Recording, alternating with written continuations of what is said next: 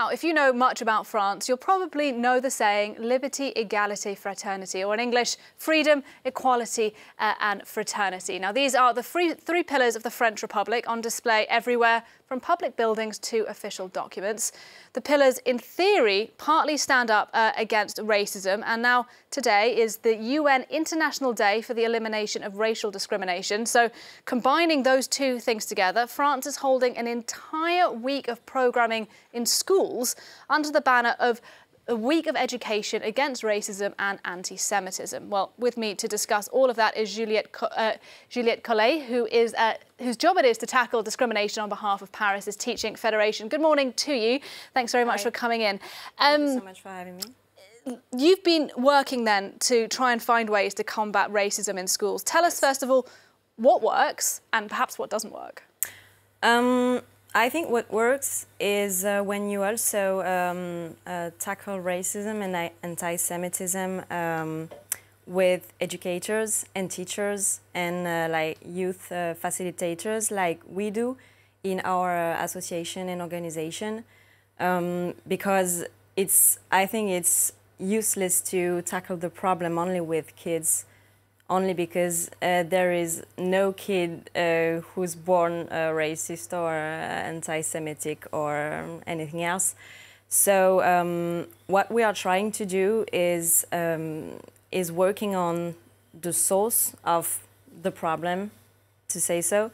And I think also that what works with kids is to continue to deconstruct stereotypes, and also to listen to them, to believe them, to take them into account, always taking care of kids that have been abused sometimes, and never doubt their words, because they are not making up anything. Yeah, and as you say, of course, children aren't born racist, they're not born anti-Semitic, but this is a bit of a thorny issue, isn't it? Because are you then trying to tackle problems with parents perhaps being racist? How do you deal with that?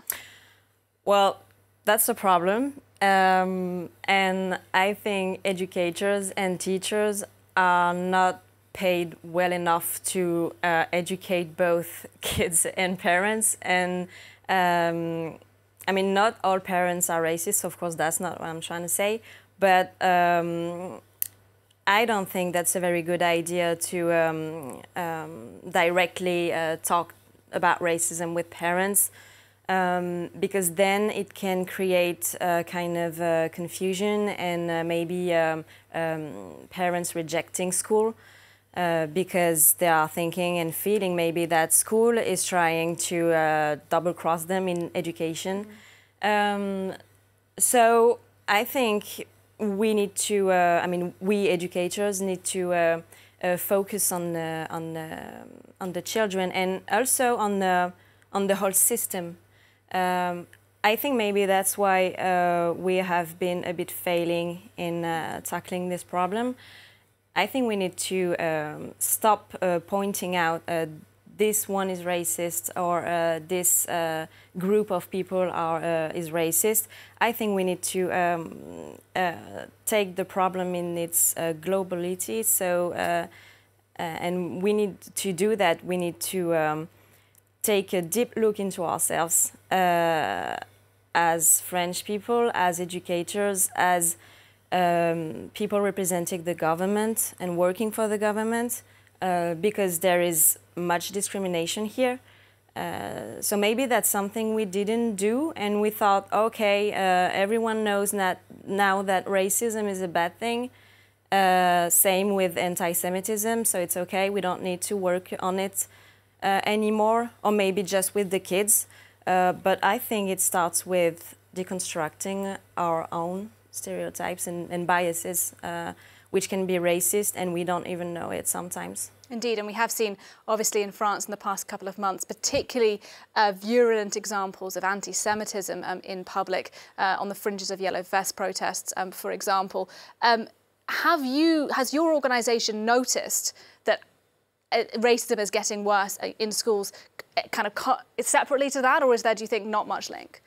Well, it's difficult for us to say something about it because we are not working as an observatory, so we do not have figures or statistics.